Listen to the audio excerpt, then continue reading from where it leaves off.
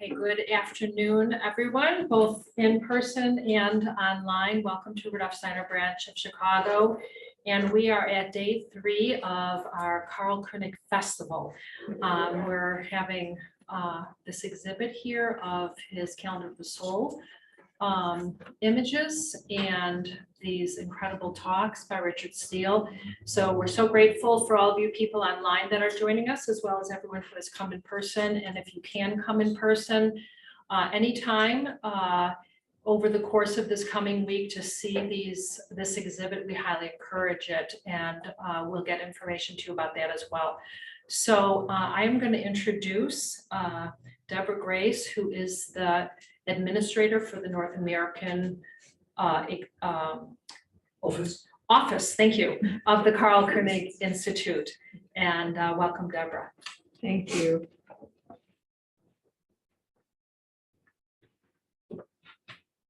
Thank you all for coming. And thank you all for coming online. Thank you for your interest. And Mary, thank you as always for your warmth and enthusiasm that you have brought to everything that's being created here.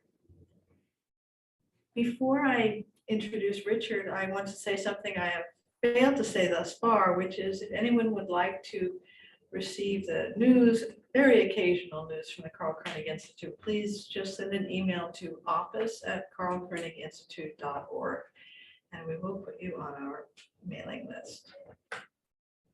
And also, in relation to Mary's invitation, if anyone hasn't been able to come during the exhibition times and would like to see the exhibition, you can email the same address, office@karlköniginstitute.org, and I can find a time with Richard when he can also show you around the exhibition and talk to you a bit about it. So please feel welcome.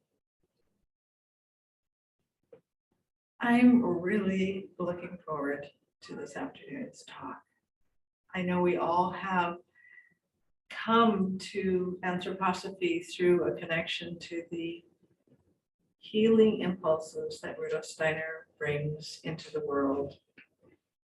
And so this lecture, which maybe I won't get the title right, but it is about the healing impulse and connection between Ita Wegman and Karl König and Kaspar Hauser, is one that I know will be really close to my heart, and I hope that it will be also heart awakening for all of you.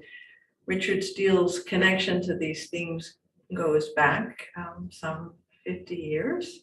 He's older than he looks. Sorry, I have to say something to embarrass him every time. I wasn't as bad as yesterday. And is deep. The connection to these healing streams and how they come together. And I would like to highlight one of Richard's deeds, which is on Kaspar Hauser's death day in 2017, together with Eckhart Verma, who is this world-renowned Kaspar Hauser researcher. He started the Kaspar Hauser Research Circle, which is within the embrace of the Karl König Institute. And to me, that was really an important deed, because one of the things Karl König wanted to do was to also protect this being who represents true humanity in our time. And so this gesture of protection, I think, is also, it needs to be around the work of Kaspar Hauser today. So that came out of Richard's recognition, and I will say no more about that, but just also to let you know that the Karl König Institute has brought about numerous Kaspar Hauser festivals in North America. I think 3 in California, 3 in Columbia County in New York, and we're going to have a Kaspar Hauser festival over a long weekend in November 2024 at Camphill Soltane in Pennsylvania, and Eckhart Verma will come over and speak there. We also have online videos from the Kaspar Hauser Festival that we held in March 2022, the Kaspar Hauser and the Apocalypse, which was extraordinary. So if you're interested in any of that, let me know or email the same address. So thank you. And Richard, thank you for what you will bring.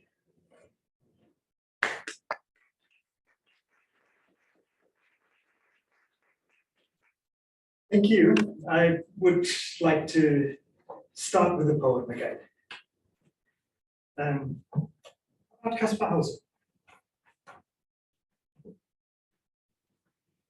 Kaspar was the name of the nameless one, and no one could know the pains of his long birth.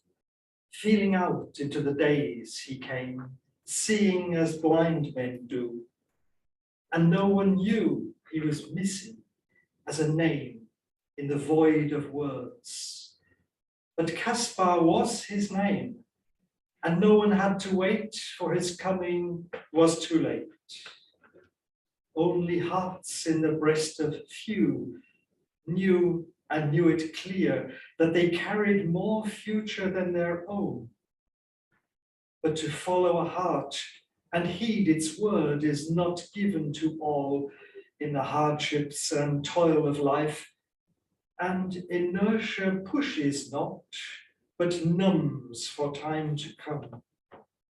Were this not so, would the shadows grow of doubt and fear and hate?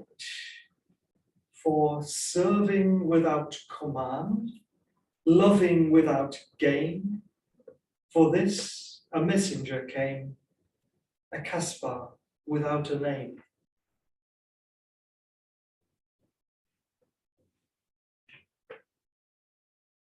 So, we have 3 lectures this afternoon, I believe. Kaspar Hauser, Karl König, Ita Wegman, and then the healing impulses. So 3.5. I hope you have 3 hours to spare. We'll see. But of course, it all belongs together. And if we remember that Ita Wegman took over the medical section of the Anthroposophical Society and developed together with Rudolf Steiner what we know as anthroposophical medicine. That was the beginning, that was the very seed. She studied medicine as one of the first women in Switzerland to be allowed to study medicine, and did that for the sole purpose of leading the medical section and founding anthroposophical medicine. That's quite something, I think. But it was not only that. If the Anthroposophical Society would have unfolded the way Rudolf Steiner hoped, she would have taken into the medical section agricultural work. And I find that incredibly important. And unfortunately, that has not happened until today. It still is not recognized that the earth needs healing, belongs to this healing impulse. And Rudolf Steiner had the wisdom to at least intend that that belonged together. And putting Ita Wegman into that position meant that it was not only medical work, it was not only agricultural work. She grew up in a farming community also. She had that background from her childhood, but she also had a very strong social impulse. And this social impulse came, I think, the strongest into the foreground with what became through curative education. And she had huge hopes for the curative movement, that their communities would appear and link together across the world, and in this way also fructify or heal also what was needed, what was ill in society. So I think we should remember Ita Wegman as this figure who should have and was not able to, was not allowed to take these impulses during that incarnation. But of course, she lives on. And I think this is something she said herself, that she will stay connected to this movement. And I'm sure that is very, very true. If we go back to 1931, then we see a very specific situation in Central Europe. And Ita Wegman was one of the first, probably at that time, one of the only members of the Anthroposophical, or at least the leadership of the Anthroposophical Society, who realized what was taking place in that time, particularly in Germany, but altogether in Central Europe. And she wrote the following in a letter to the curative movement, to the, not so many, but there were a few communities already that had been founded in Germany, in England already, and in Switzerland, of course, that were working according to anthroposophical principles. And she wrote a letter to these centers of curative education and wrote the following: difficult times are coming. The institutes, the curative institutes, will be needed for what Rudolf Steiner called islands, cultural islands. And it is my task to build these islands better and better.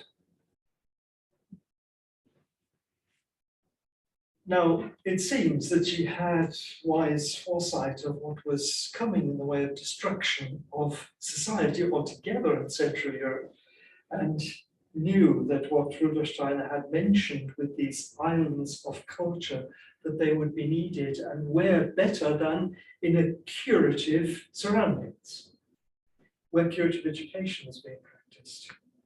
So this was her hope. And I think this is something that built the connection with Karl König in a very strong way, because this was also what he had hoped for. He was someone who, in the same way, could not imagine healing unless it was in the context of the earth and the context of social life. Just healing a patient was not what he wanted. It was 1933 when it became obvious to many people what was actually happening in Central Europe. When I spoke about that yesterday, when Karl König began the work with the calendar of the soul, out of this need for healing substance in the historic situation. In 1933, Ita Wegman tried to organize that children would be evacuated out of Central Europe. She tried to persuade institutions, she tried to persuade the churches.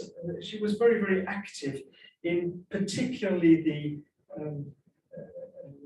some way to save Jewish children, but of course also children with handicaps, because they were already in great danger.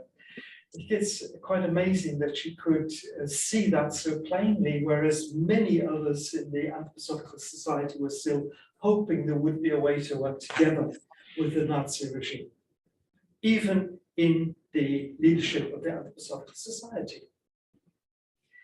She was quite sure what was going to happen, and in this, I think she was very close to Karl König. By the way, we only discovered fairly recently that after the war, 1945, of course, he was very occupied during the war times with all that he had to do in Scotland. But in 1945, he started an effort to evacuate again children out of Central Europe, because there was great need. There was famine. The houses were destroyed, and he wanted to help in that he would take children to Britain particularly. And how did he do that? I mean, he made contact to the RAF, and asked if they wouldn't use their airplanes now, after the bombing had finished in 1945, to evacuate children. And said, oh, we can't do this. So he took contact to the Archbishop of Canterbury and told him he had this plan. He would like to evacuate 5,000 children from Central Europe. And we have found letters just quite recently about this. And this did actually take place. The Home Secretary in Britain, very reserved, of course, as British people always are, aren't they? And they couldn't think of using the RAF to do this. But in the end, actually, the Irish government did this. So I think something like 2,000 children were evacuated to Ireland during these years, 1945, 1946. It's very difficult post-war years. Just I wanted to add that in because we only know about it since very recently. That was started by Karl König, became quite famous then later on in history, of course, it became well known, and the British government didn't want to own up to not having helped, but that was the case, I'm afraid. So, Karl König was in this very strange situation to have left this wonderful city of Vienna and to be suddenly in the north of Scotland. And you can hardly think of anything more contrary to the life in Vienna as life in the north of Scotland, from the point of view of climate and everything else. Also culture to a certain extent. It was not easy for him. And after a short while, he was able to unite his young friends from Vienna, most of them Jewish, in Scotland, to start this very first little community in Kirkton House that became Camphill. And of course, it was immediately a group of refugees, mainly Jewish refugees, who were working for refugees, because the first children they took on were the children on the so-called Kindertransport from Central Europe, which was then organized by the Quakers to a great extent. Other churches were involved, but I think the Quakers were the most active of this. And they really evacuated in the last minute in 1939, evacuated so many Jewish children, not only Jewish, but mainly Jewish children from Germany and from Austria, and took them to Britain. And through this, quite a number were taken then to Camphill. So the beginnings of the Camphill movement were refugees helping refugees, basically. And this is a trend that continued for quite a while, even after the war, when I think a lot of people from Central Europe felt also like refugees and needing to make a new start somewhere else. So the second wave, of course, was during the war years, when there was no transports anymore from Central Europe, but of course the traumatized young people from London, from other places in the United Kingdom, who were in great difficulties. And a lot of these youngsters landed in those days in jail. The word trauma was not actually known in those days, you know, and I don't think people realized what was happening. Yeah, they're delinquents, they go to jail or something like that. But so König took on, in the early days, quite a big group of young people with trauma. And so it's a very interesting situation that we see there, with the aim of building cultural islands. What a strange thing to put together all these needs, these deep needs of the human being, with the need of society to build cultural islands. But he was convinced that that was exactly the way to do it. with those in need, with those who could show us the needs of humanity. Who better than traumatized and handicapped children to teach us what the human being really is and really needs. And at the same time, when this was happening in Scotland, and Karl König saw it really as a model, he called it also an experiment, a social experiment for the future of society altogether. At the same time, Ita Wegman in Switzerland was trying her best to get people to adopt children out of the war areas. And while she was away in the south of Switzerland, she didn't realize that the place she had founded herself, Sonnenhof, the curative center in Arlesheim, had actually refused to take refugee children. And this was such a shock for her. She felt this was no longer her home. And of course, we know that she also became a refugee quite soon from all that she had had to establish with the Anthroposophic Society, with medicine, with curative education. And a certain impulse she was able to take to the south of Switzerland, but I think she did feel very strongly this being an outcast. So, in looking at these healing impulses, we see how wounds are created at that time, particularly, and out of these needs, this pain, also something could grow, which is a healing impulse for our times.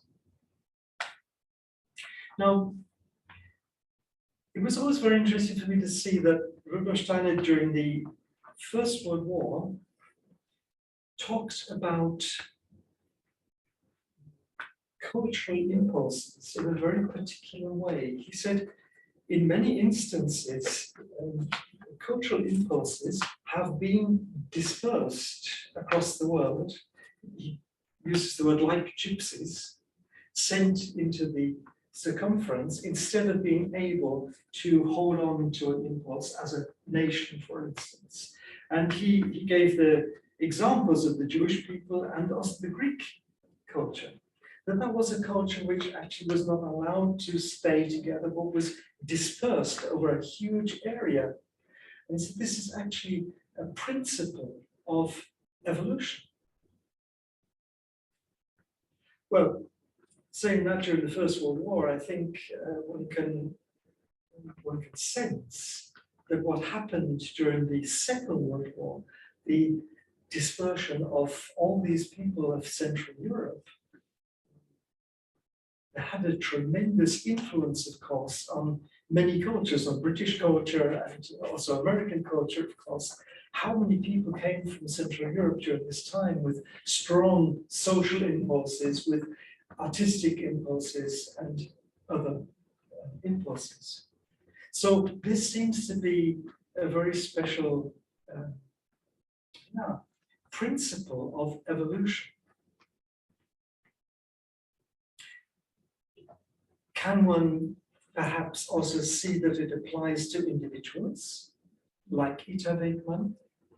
That this very strong world impulse that she carried was, let's say, too big for Arlesheim, too big for this small area around the Goethe Island, and had to be taken into the circumference in some way.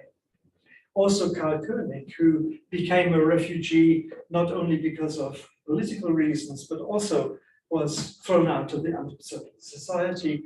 He was not classed as a German when he lived in Germany, and he was not classed as an Austrian when he was in Austria. And when he went to Scotland, he was nothing at all. And then he was, although he was Jewish, he was interned as if he could have been a Nazi. So It's all these very strange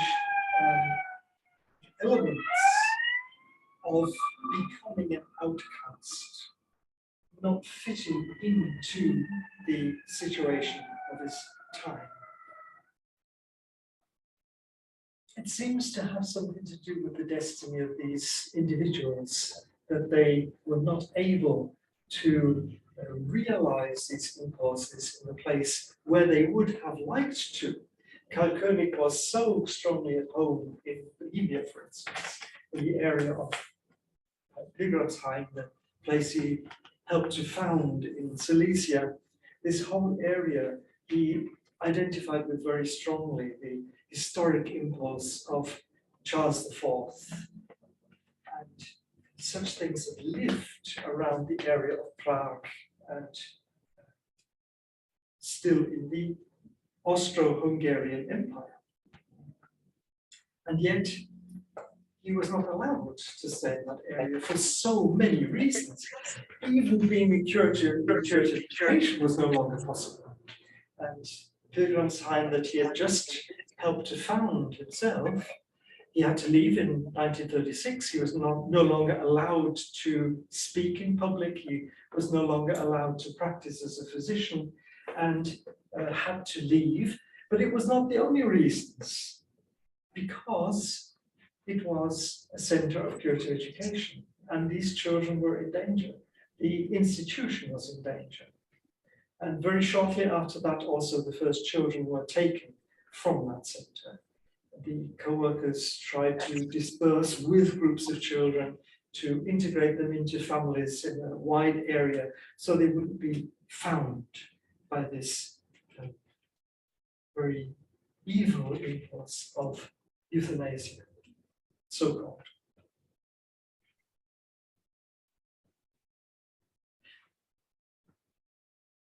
Karl König had not met Rudolf Steiner. And he regretted, I think, all his life that he'd actually turned down the chance to meet Rudolf Steiner. He was even invited to a medical congress in Vienna, where Rudolf Steiner was going to give lectures. But he hadn't finished his studies yet, and he was not yet quite sure if he was going to be an anthroposophist or not. He was not yet a member of the society, and all these things led to the fact that he said, no, later on maybe. And he missed this only chance he then had to meet Rudolf Steiner. And yet became, I think, one of the most significant scholars of pupils of Rudolf Steiner, to continue the work of Rudolf Steiner. But I think one can say that he experienced just as strongly as Siegfried Pickert, one of the first curative educators, who wrote, Rudolf Steiner lives on in Ita Wegman. That's quite significant to see how Ita Wegman carried this impulse for anthroposophy in a very particular way that certainly in the curative movement, Rudolf Steiner lived on. Rudolf Steiner's impulse for curative education, but his impulse for social life altogether, lived on through Ita Wegman.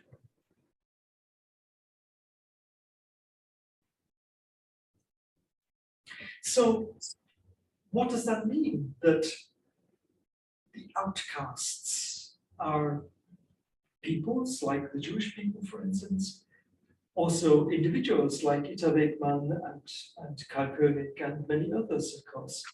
Many anthroposophists who came to America also. Outcasts from Central Europe, where this impulse should have lived the strongest. I think we can say in a certain sense that they had a destiny a little bit similar to Kaspar Hauser. They were not allowed to live the destiny that one could maybe imagine they should have had. But these forces of destiny themselves were disrupted by the circumstances. Did we not have a little inkling of this ourselves through the pandemic. I think in a way, we all became a little bit like Kaspar Hauser, with our masks and having to stay at home and all this. Social contacts, of course, become very difficult. For a lot of people, it was very difficult, even when the pandemic seemed to be over, to pick up the social contacts again. Certainly, I know in Berlin, it was very, very difficult to get people to come back to Rudolf Steiner House. Send out an invitation. Before the pandemic, one would perhaps expect 50, 60 people, 70 people maybe, and afterwards, maybe 30, maybe 20. And I think something really hit also the anthroposophical society in many ways, not just in one sense, but in many ways.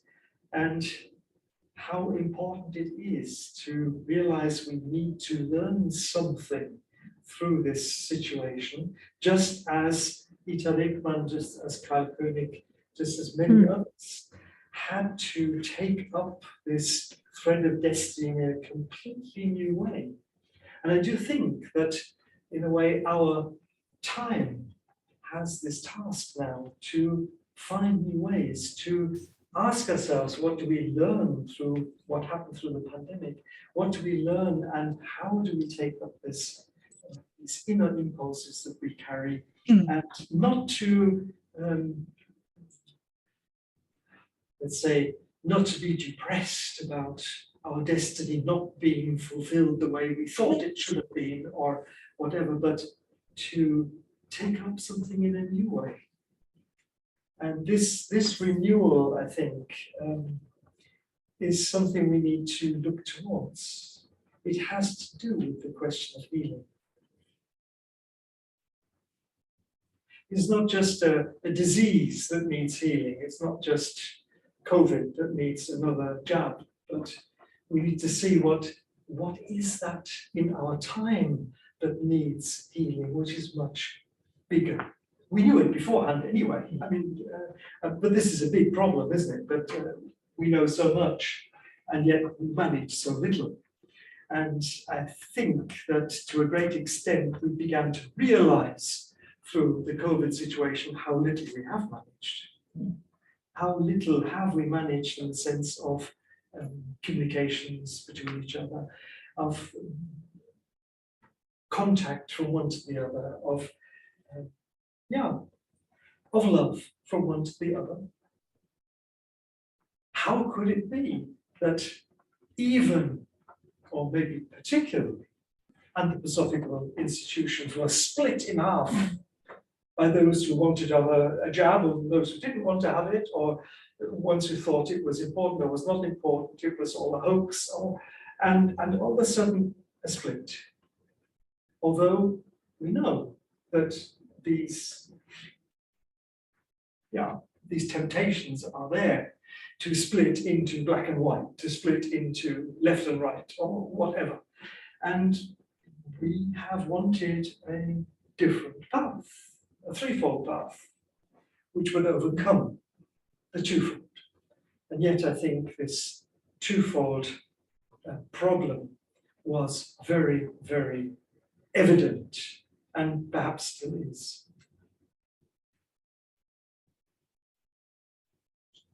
Well, let me make a jump from there to somewhere completely different. We go back to Rudolf Steiner, 1909, because in 1909, he laid the foundations for a building, not the Goethe, but a model building in Malsch. Now, probably most of you have at least seen pictures of it. Maybe some have been there. It's quite an experience to go there. One can still see that building today.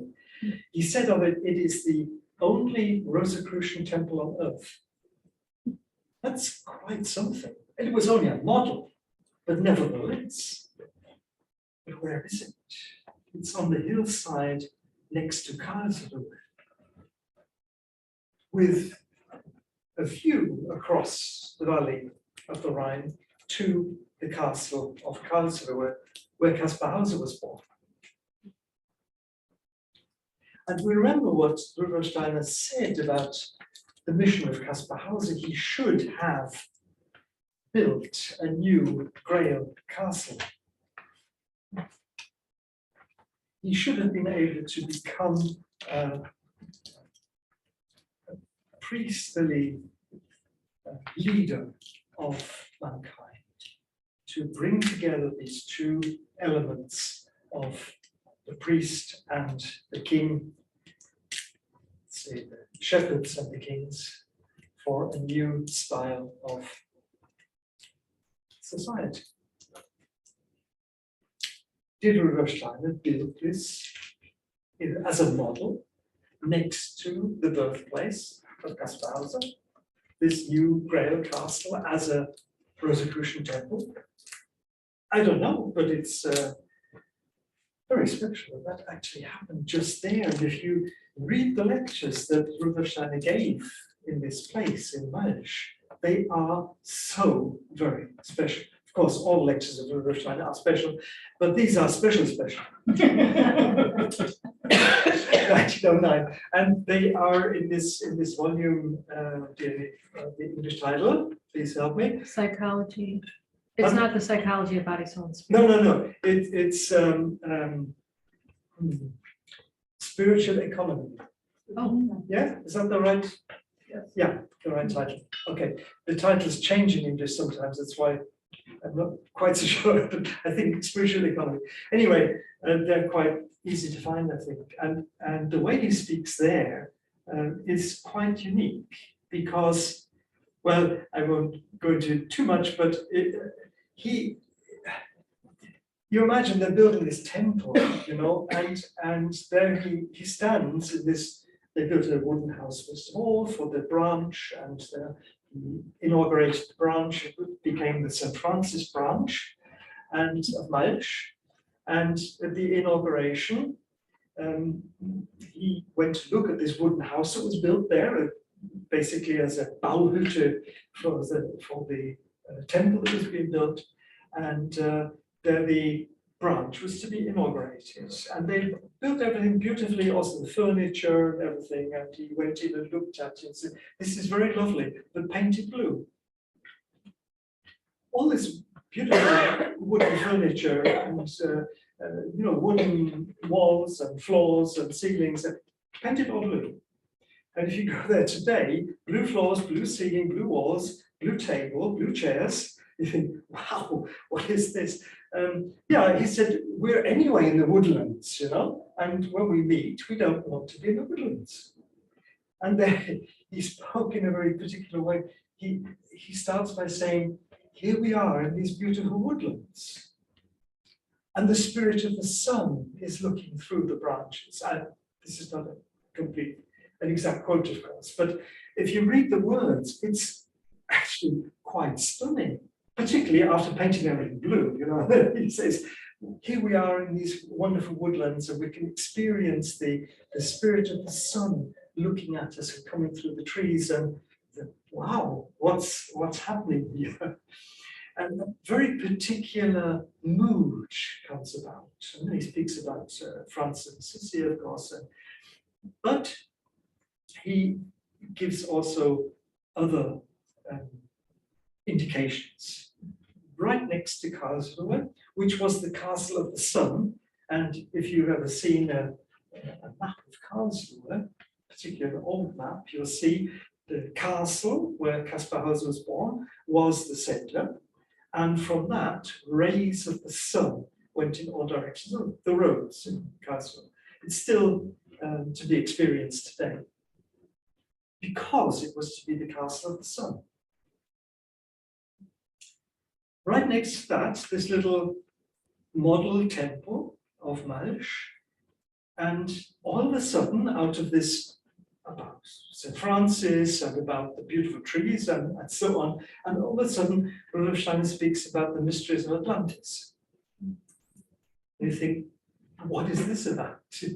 It's not easy. And then, you know, about the spiritual economy comes in also, but for the inauguration of the branch, he speaks then about the people in the last phase of Atlantis. And he says there was a group that didn't become initiates in Atlantis because they went their own path.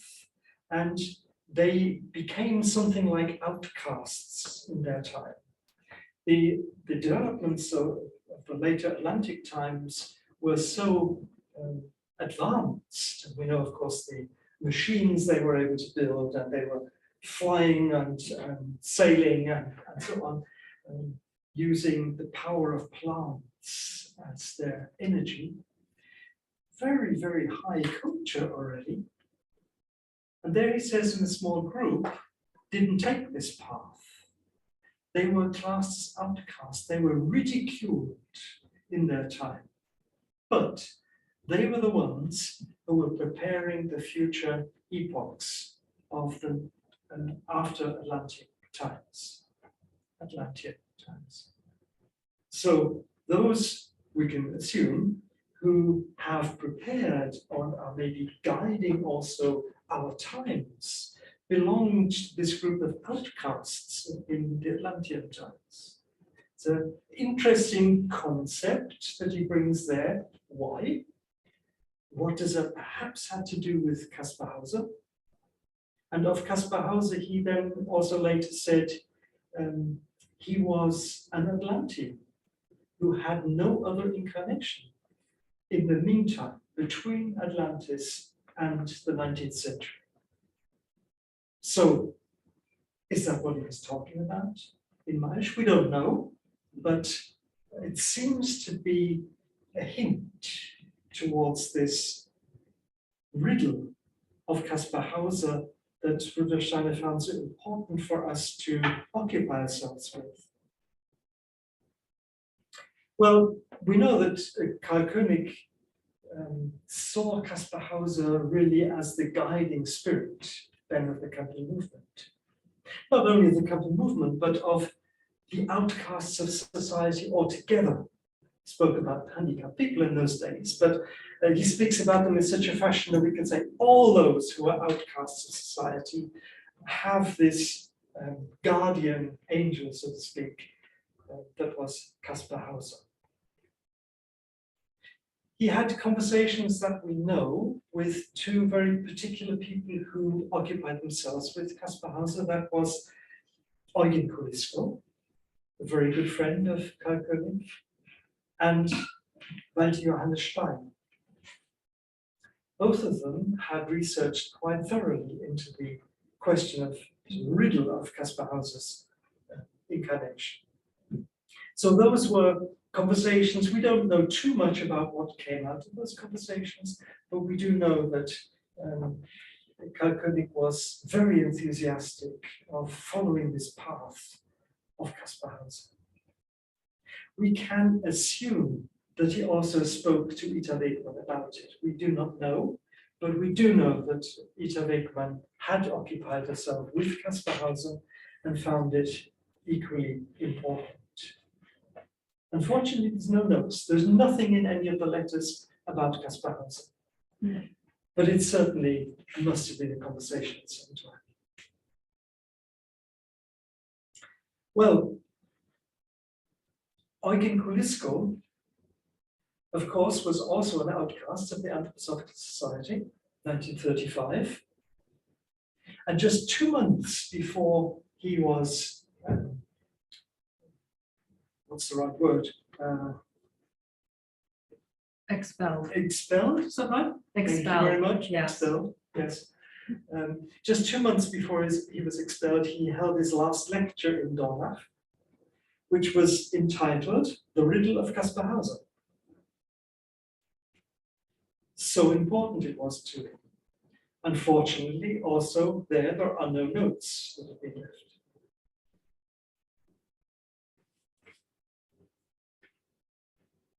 Now, Karl König, in the time before he was expelled, was living in Arnesheim He had gone to be the helper for Curative Education in Arlesheim. He was helping in the clinic also, but particularly Ita Wegman wanted him to give courses for doctors, for nurses, for curative eurythmists. So that was what he was doing in Arlesheim from 1927. And we know that was Karl König's first public lecture that he gave was 1927, and Ita Wegman, so to speak, took him by the hand because he said, I'm too young, I can't do this. And she led him to the front and said, I will sit in the front row and I will be with you when you speak. This was Christmas of 1927, when she asked him to give a lecture for, it was a conference for doctors, particularly therapists, to give a lecture about embryology. That was his speciality. He was the one who could make this connection between the relatively new science of embryology and anthroposophy. And this is something that Ita Wegman wanted very dearly. So this is what he did, 1927 at Christmas time, and it was a huge success. It gave König the courage to give those 1,950 other lectures that he gave. But also it got quite a name for him. He was invited to many places to speak then, and Ita Wegman sent him to all sorts of places and conferences, particularly also to talk about embryology, but also other things. So it was quite obvious when at Whitsun, 1928, just a few months later, there was a general anthroposophical meeting in conference in Dornach, and one met together 1,000 people from all over the world, and Karl König was asked to speak about embryology, which he did. And that was the begin of the very aggressive resistance against Karl König. Everyone has to ask, why? 1927, he becomes famous through this lecture, and we happen to know, because we have the notes, he gave basically the same lecture, which he was asked to do also. But it was a very difficult situation, of course. He was the assistant of Ita Wegman, for one thing. He was also Jewish, which was even in Arlesheim not necessarily so easy. And he was too young, and he was enthusiastic. And that was actually something he was taught about directly after the lecture by one member of the Vorstand, that actually you shouldn't talk in an enthusiastic manner, because that is affecting the will of the listeners. Besides which, one shouldn't do one's own research, but one should please just quote Rudolf Steiner. Now, this was very difficult for Karl König, of course, because he could only speak out of his own enthusiasm, and he could only speak out of his own heart and not out of quotes. So this was difficult. But a third thing was there also. He spoke about embryology in connection to anthroposophy. And for Marie Steiner, for instance, that was too difficult. You cannot mix, and she said, anatomic facts with esoteric knowledge.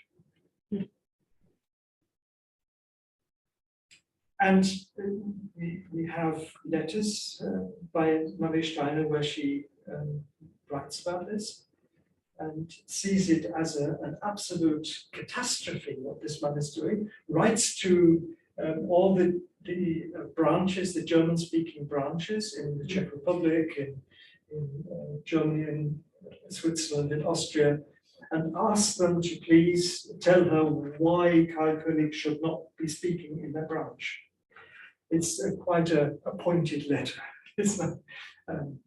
And of course, then out of that, not many people supported what Karl König was doing. But you see, we know quite a lot about the difficulties in the Anthroposophic Society at that time, around between, that was 1929, 1935, he was also expelled from the society.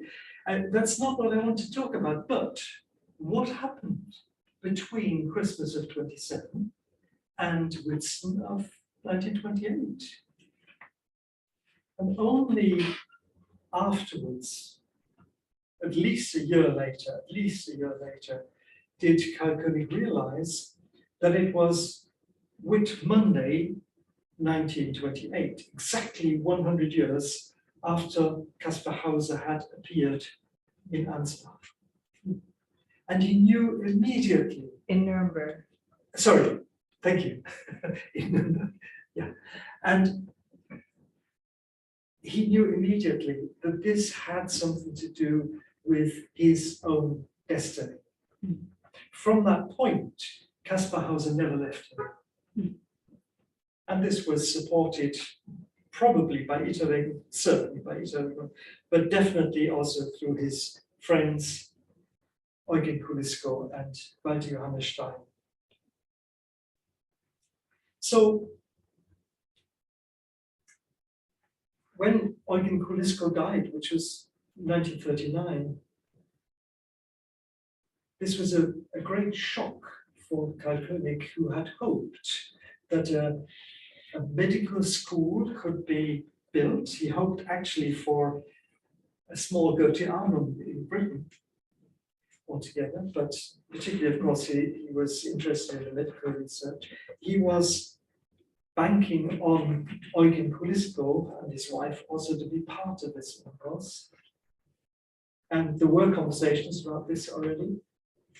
But then all of a sudden, Eugen Kulisko died, completely alone in a train. A huge shock for Karl König, who really felt quite alone after that. Just 2 months after that, he gave a talk in London in the Anthroposophic Society in 1940, February 1940, about Kaspar Hauser and the impulse of curative education, and showed how actually through Kaspar Hauser something came into the stream of mankind that had to do with this healing impulse of curative education. But afterwards, we know he also wrote the history of curative education on the basis of Kaspar Hauser. Quite unusual, quite special. But this was already there in that point when he felt so alone, and of course there was no contact to Ita Wegman at that time because of the political situation, and his dear friend Eugen Kulisko had just died. Ita Wegman and Kaspar Hauser were the guiding spirits for what he wanted to build in Scotland. London was no longer possible, and without Eugen Kulisko, this was not going to work. And then suddenly, during the wartime, 1943, Ita Wegman dies. And this must have been so difficult for Karl König. I read a couple of words from his diary. Now this good and great woman has gone into the spiritual world. Perhaps Rudolf Steiner's best friend, the friend who cared for him day and night during his illness, the central figure in new medicine, new curative education, doctor, helper, advisor for many, many people. The helper and motherly friend is no more. For me, it is as if a living nerve has been severed. I can hardly believe I will never see her again here on earth. How empty it suddenly is around me. Who will lead us now? Does it not seem as if everything within our movement has gone to pieces? And out of this experience, he takes 3 days when he gets his telegram from Allesheim. 3 days, he writes something which he called a requiem for Ita Wegman. And this requiem is actually about Kaspar Hauser. It is quite unusual, quite difficult to understand, but very, very special also. And in this requiem, we hear many, many connections of this individuality, Kaspar Hauser, to the history of Central Europe. But one thing I would like to read, that is the first words of, it's actually in his diary he wrote this. As a form of requiem for Frau Dr. Wegman, I would like to express what has lived in my soul in recent months, what continues to live in me and feels deeply united with the being of Kaspar Hauser. 2 pictures are now placed upon my desk. One which has already been there for several months portrays the child of Europe. The other picture placed beside it just yesterday is the picture of Dr. Ita Wegman. These 2 pictures are still there in Scotland, by the way. Rooms of the Karl König archive. May all that I have pondered and thought about Kaspar Hauser be offered to her in loving gratitude.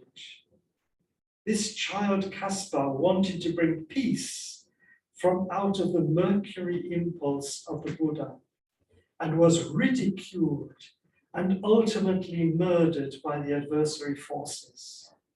She too was patient and calm because she bore the new scarf of Mercury, the sign of healing peace. You see this connection he feels there with the carrying this banner of the Mercury impulse. Kaspar Hauser who brought it, and then we read then in this requiem how Kaspar Hauser carried this impulse in such a selfless way. But when he finished writing this after 3 days, he hadn't realized until afterwards, he just put his pen down and he realized, yes, now is the moment of the burial of Ita Wegman. And it was exactly the time when the old town of Nuremberg was destroyed by bombs. This was such an experience for him, how that belonged together, that this deep friendship with Ita Wegman was at least no longer possible on earth. And at the same time, the place where Kaspar Hauser had appeared in Nuremberg, the old town, was destroyed. One could almost say senselessly destroyed also, old town. Well, how senseless is war anyway? And there in the Requiem we read how Napoleon had carried a very special impulse into this incarnation, and as Rudolf Steiner said, had forgotten it on the way. And out of this forgetting of his real karmic impulse, he followed the influence of Mars. And Kaspar Hauser, who was, so to speak, the adopted son of, adoptive grandson, so to speak. Kaspar Hauser's mother was the adopted daughter of Napoleon, Stefanie Bohani. Kaspar Hauser then carried this impulse of Mercury, of redemption, of healing the Mars impulse of Napoleon. And that goes really from one day to the next, one can say, because in that moment when Napoleon's mass drive to the east to beat the British in Egypt and India, but he has to go to Moscow first for some strange reason. And in Moscow, that's 1812, in the flames of Moscow, he is sent the message that his grandchild is born in Karlsruhe. we can assume he never got the message, but it was sent at that time. We actually, in our Kaspar Hauser archive, we have an original of this letter about the birth of Kaspar Hauser, signed by his father, the Grand Duke of Baden. Yeah. Not the one that was sent by Ryder to Moscow, certainly, but signed by his father.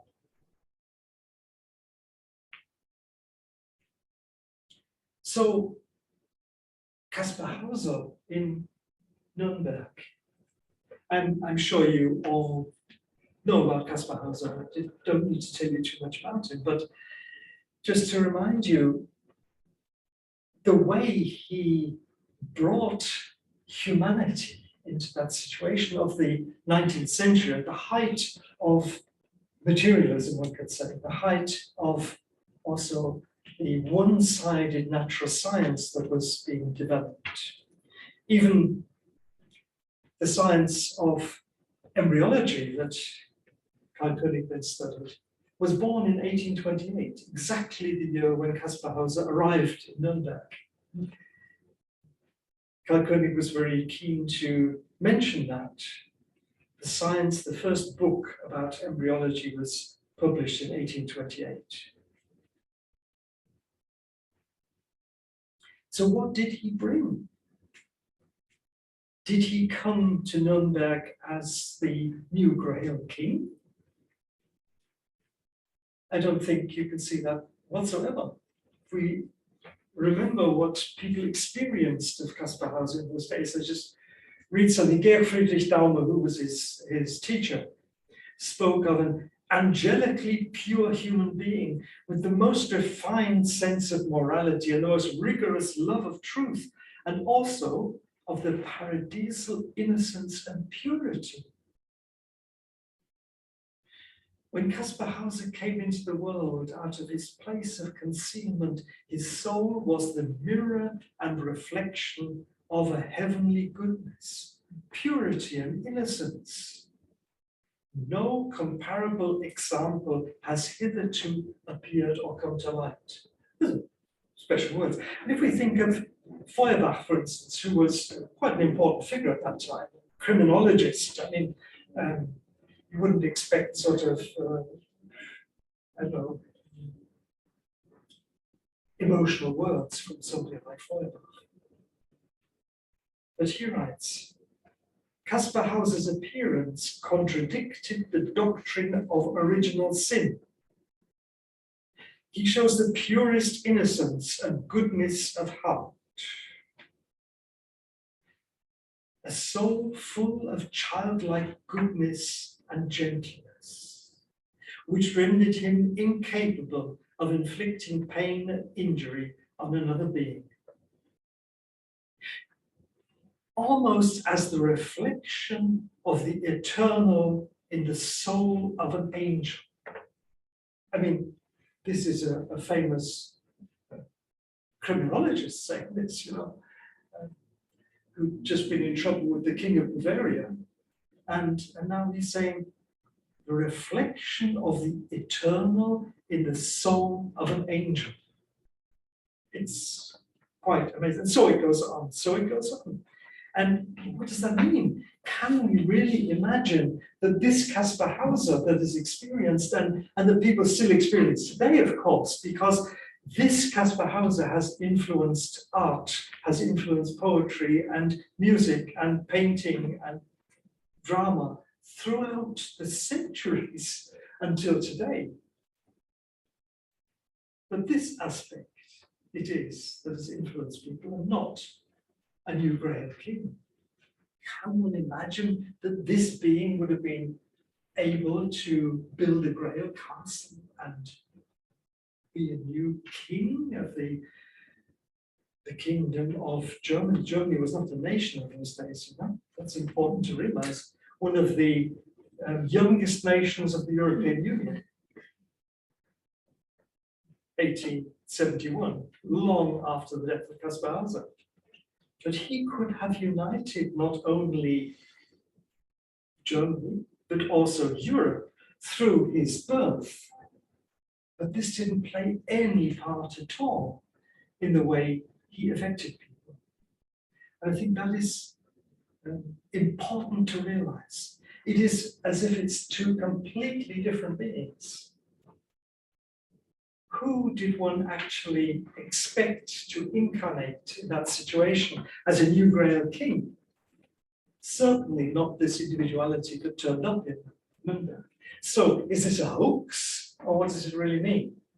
And I think it points to the depth of this riddle of Kaspar Hauser, that we really have to do with two completely different spiritual beings.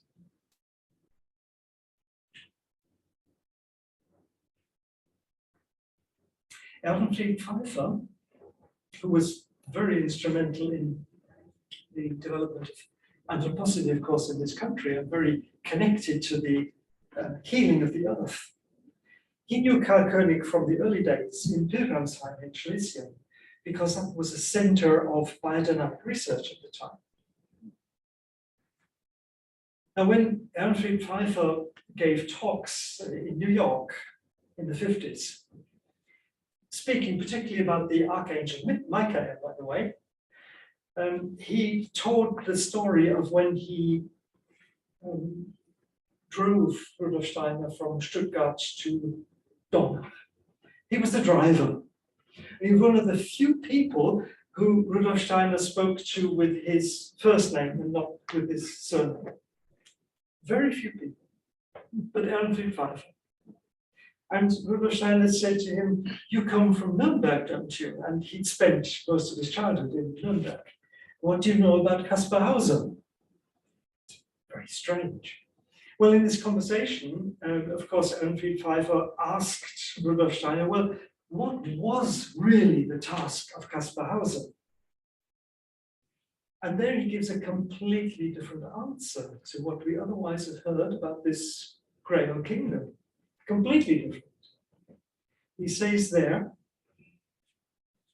if Kaspar Hauser had not lived and died the way he did, the connection between the human being and the spirit world would have been completely severed. I repeat that because it's something that really shattered me when I heard it the first time. One didn't know for a long time who actually, where does this come from? How do we know this? It was sort of given from one to the other and appeared in books, but nobody knew where it came from. And until these lecture notes were found of Ehrenfried Pfeiffer not so long ago. And there it is. If Kaspar Hauser had not lived and died the way he did, the connection of the human being to the spiritual world would have been completely severed. That was a deep healing impulse for the time in which he came, but a deep, deep influence of healing for our time. And I think, of course, we can say a task still for our time. 1828, when he arrived in Nuremberg, the height of materialism. And I mentioned Darwin, I think, yesterday. Where was Darwin at that time? He was on a ship. 1833, when Kaspar Hauser was murdered, Darwin was the furthest from Europe as he could have been. He'd, so to speak, turned his back on Europe, turned his, if I may say so, turned his back on all the possibilities he would have had, and sailed from South America via Australia back to Britain. And on landing in Britain, was never healthy again. What a destiny. That this, I think, extremely important individuality of Darwin had to turn his back on Europe and was as far away as one could be. And so also what came out of his work was as far from the impulse of Central Europe as it could have been.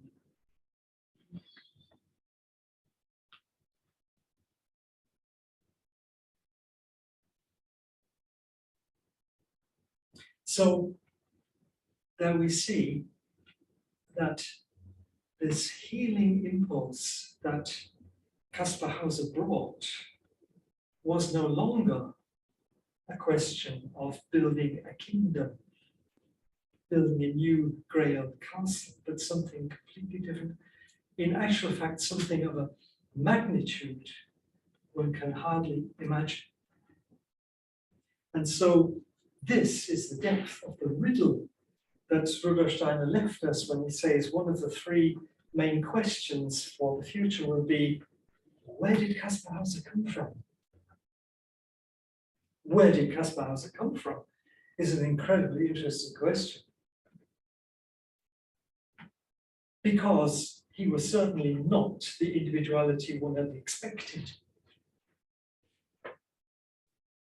Like the Three Kings, or let's say a counter picture of the Three Kings, one had expected an individuality to be born, to become the new Grail King, and one had looked for this child to capture this child and sever it from its destiny. And then, years later, Kaspar Hauser appears in Nuremberg and brings a completely different level of healing to our times. I certainly don't want to try and answer this riddle at all, but just to make us aware of the depth of this riddle. Where did Kaspar Hauser come from? What is this that plays into the 19th century and into our time? Because the question of our time surely is the connection of the human being to the spiritual world. And this was the leading thought for Karl König in his community building in Camphill. And he writes the following in his essay about Kaspar Hauser. It's in this book, together with the Requiem, by the way. An essay about Kaspar Hauser is quite special also. We experience the wonder and dignity of our own childhood when we read of his life and death. And we remember that we're not just a mortal piece of matter, but an immortal and essential member of the whole of creation. Handicapped children move our hearts in a similar way. They too remind us of our higher and better self. Their patron saint is the Prince of Baden, the child of Europe, the protector of the image of God. Now, if you allow me to put one more thing at the end of this talk, it would be to connect to the calendar of the soul. Because, of course, this path of feeling self-recognition is also this path of holding upright the connection of the human being to the spirit world. Holding upright the connection of the spirit world to the earth. And we can experience that through all 52 verses. But once in the Calendar of the Soul pictures, Karl König has also drawn Kaspar Hauser. And you can imagine where this is. There is only one place possible.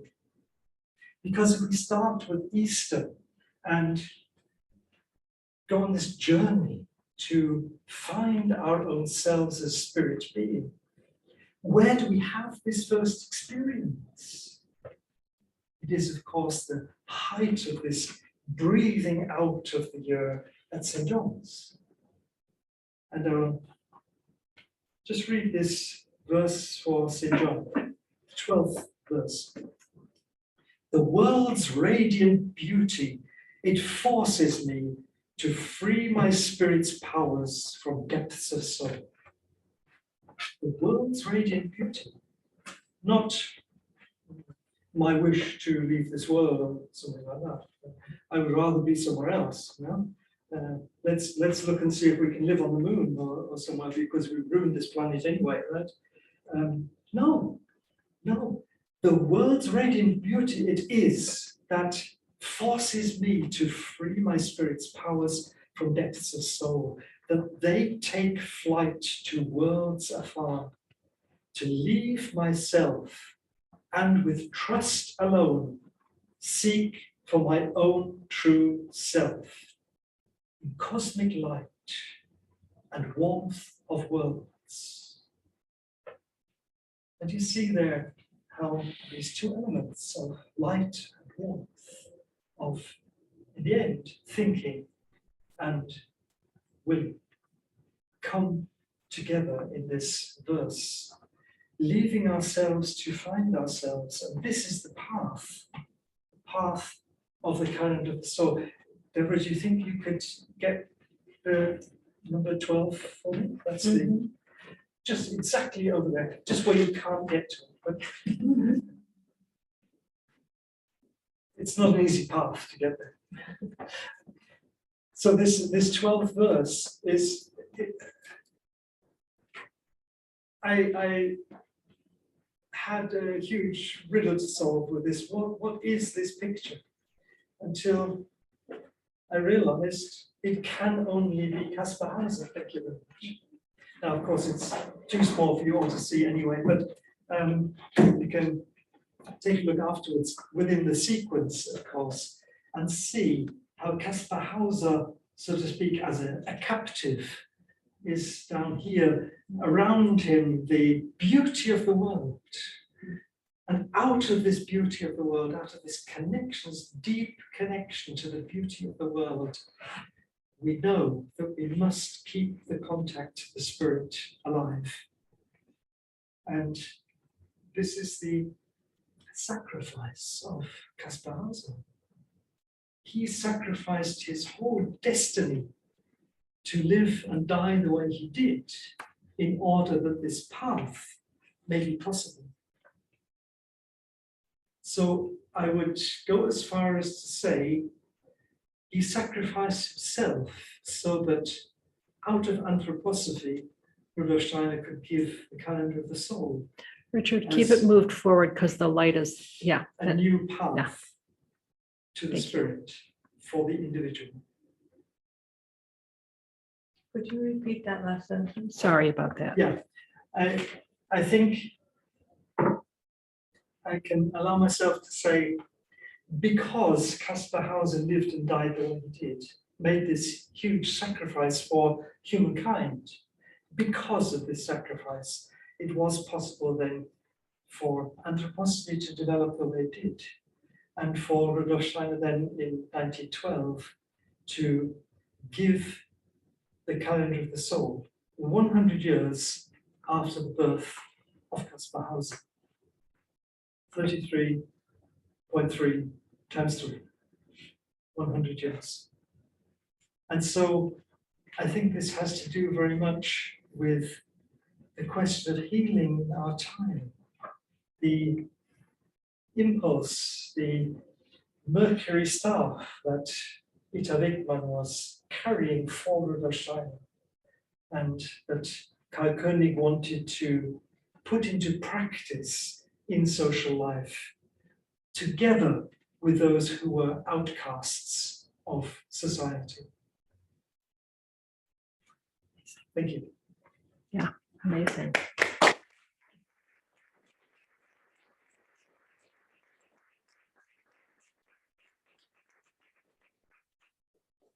Okay, dear friends, so we are going to take questions from our live audience here or anyone online. So if you do have a question online, if you could put your icon of your hand up, and Paulette is at the computer and she can, you can type in the question, or she will have you unmute yourself if you have a question.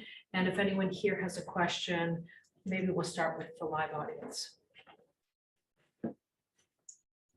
Yes, Leon.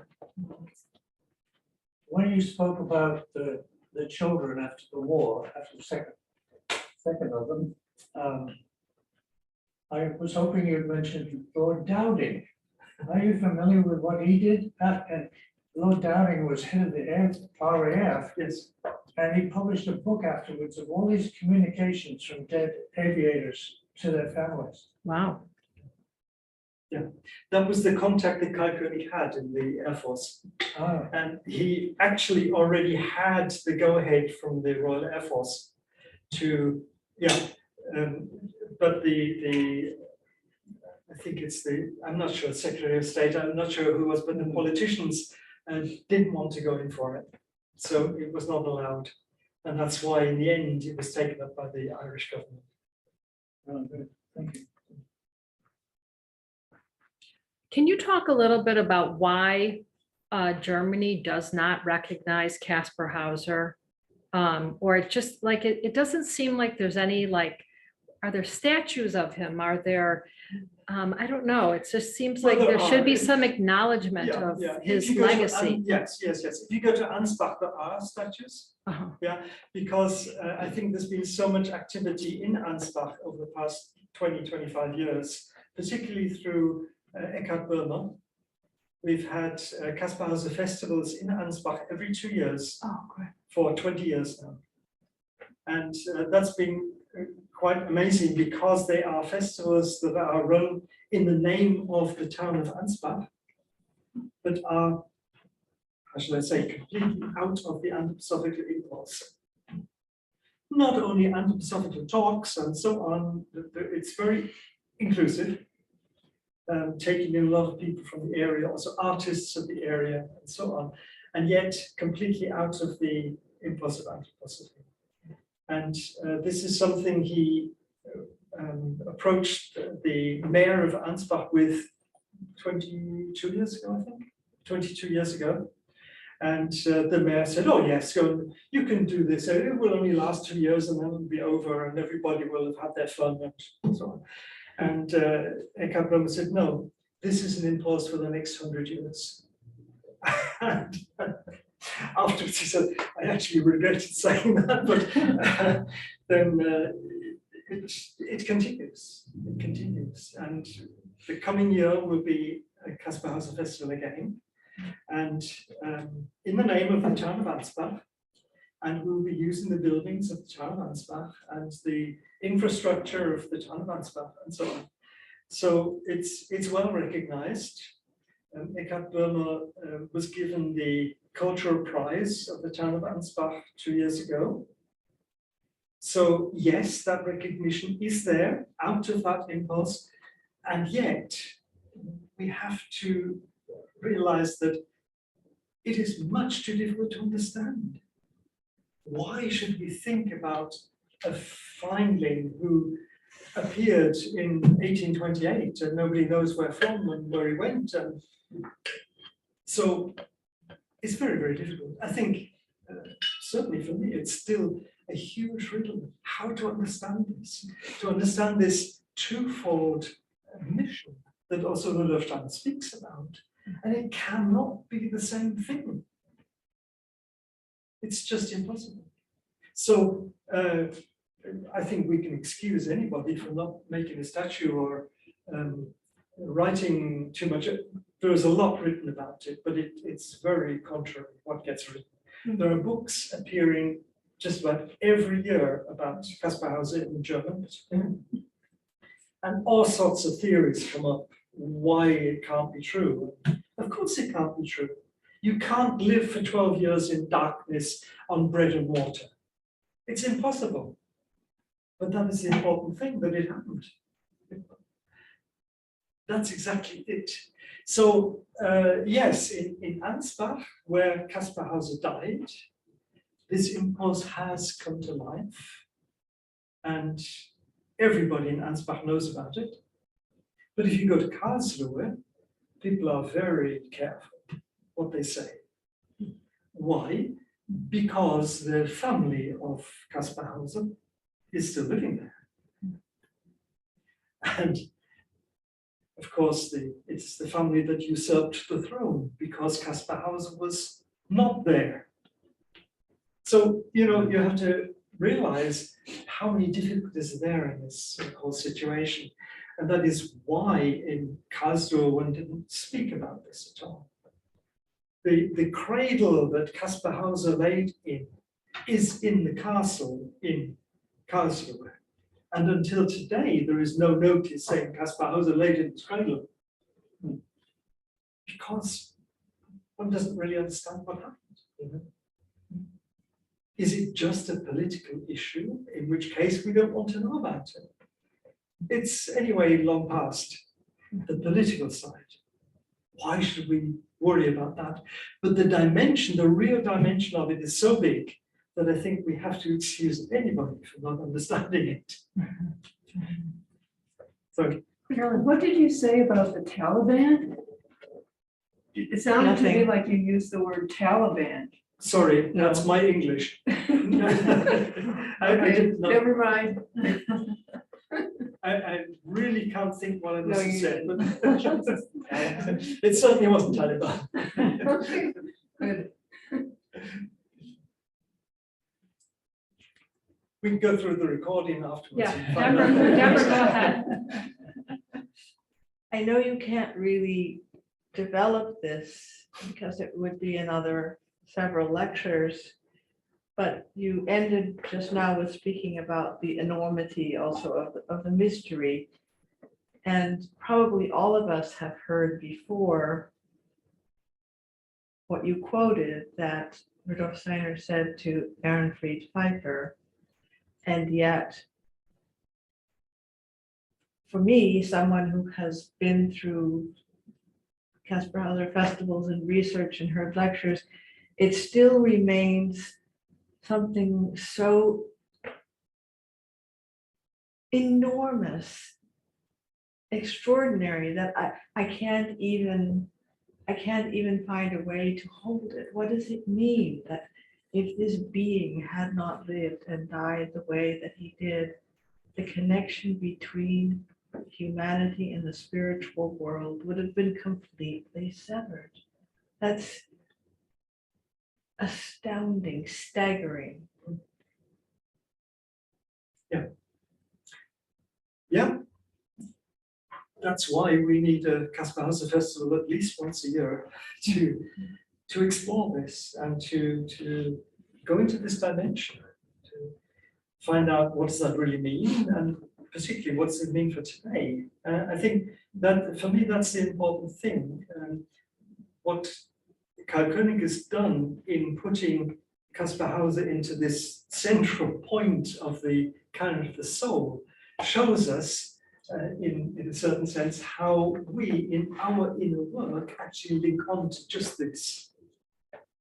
Because it's on us, of course, isn't it, as individuals, to practice this connection to the spirit world in such a way, out of our love for the earth.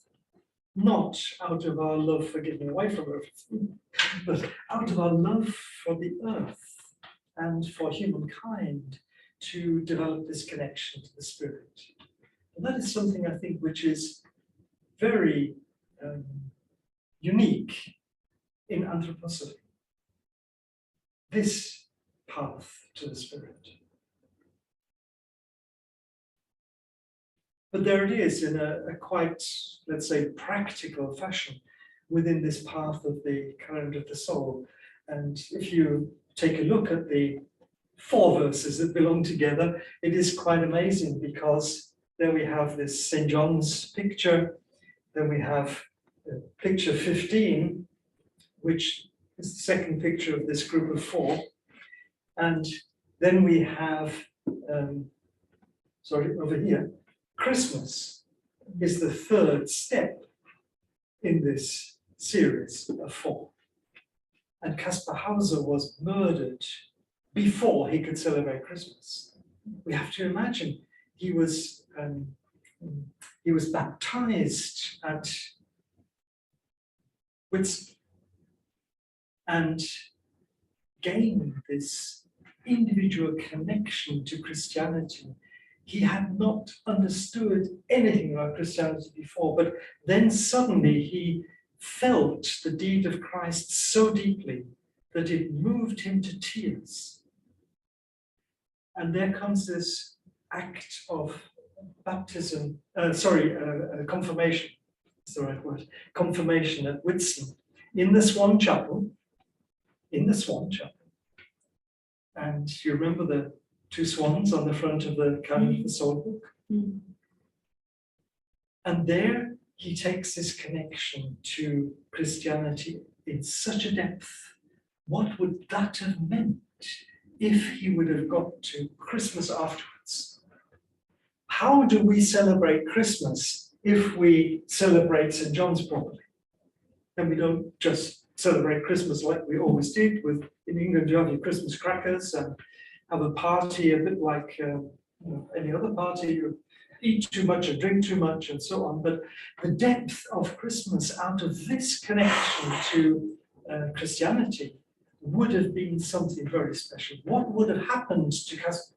It's quite a theoretical question, of course, but what would have happened to Kaspar Hauser if he had lived at Christmas time and experienced this, of course, element of new birth? Kaspar Hauser said of himself, no, he was never a child. He was born when he came to Nuremberg. It's very special.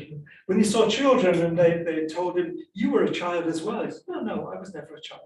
I was born when I came to Nuremberg. And I think that's true. In that sense, this mission he carried out of that moment of being taken to Nuremberg. And then when Christmas comes, possibly he would have experienced this new birth much more deeply than we can imagine. And therefore, he was murdered on the 17th of December, the Roman festival of Saturn, before the sun festival of Christmas. So, I think if we imagine how this impulse of Kaspar Hauser has come into the canon of the soul, I think also through Rudolf Steiner.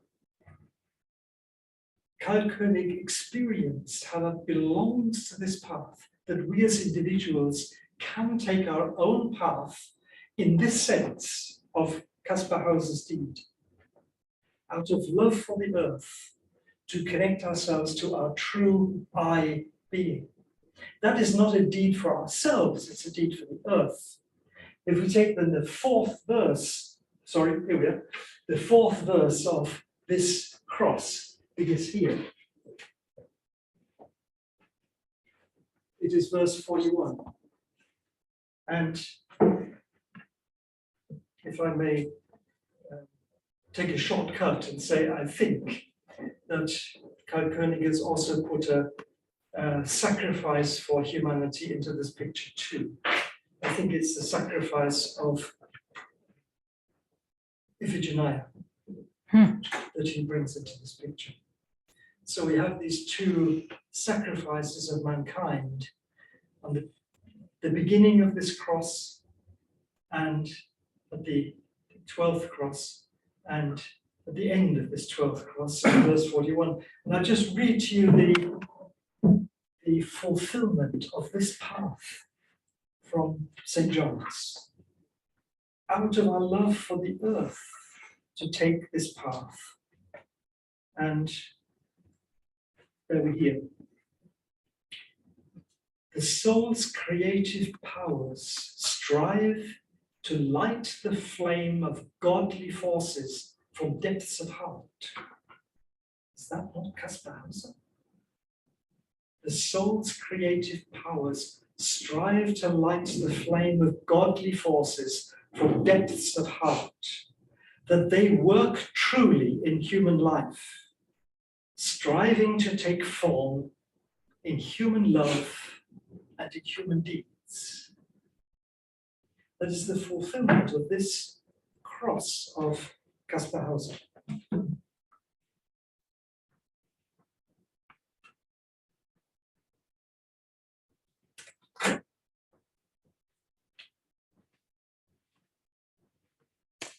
Anyone else have a question? I have a kind of comment as a biologist. Yes. I find it rather interesting, Marie Steiner's refusal to, or inability to accept embryology, given the fact that Steiner had connected with Ernst Haeckel, who studied not only embryology, but based his whole phylogenetic tree on the development of animals.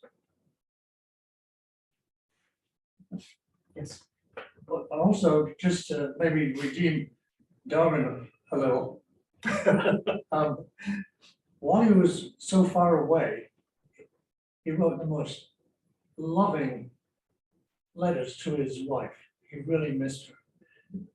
I particularly remember the words, "Many times I kissed and cried over this letter." Yes, It brings me to tears. yes, yes, written in 1861, You go. in the birth year of Rudolf Steiner. It's quite amazing, yeah. Any questions online, Paul? No? Great. Well, I think then we will close today. So thank you everyone again for coming out tonight.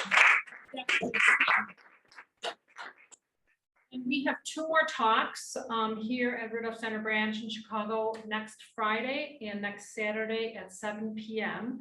And one of them we're talking about, I think, the Anthroposophical Society, the Goetheanum, and the Foundation Stone meditation related to the calendar of the soul.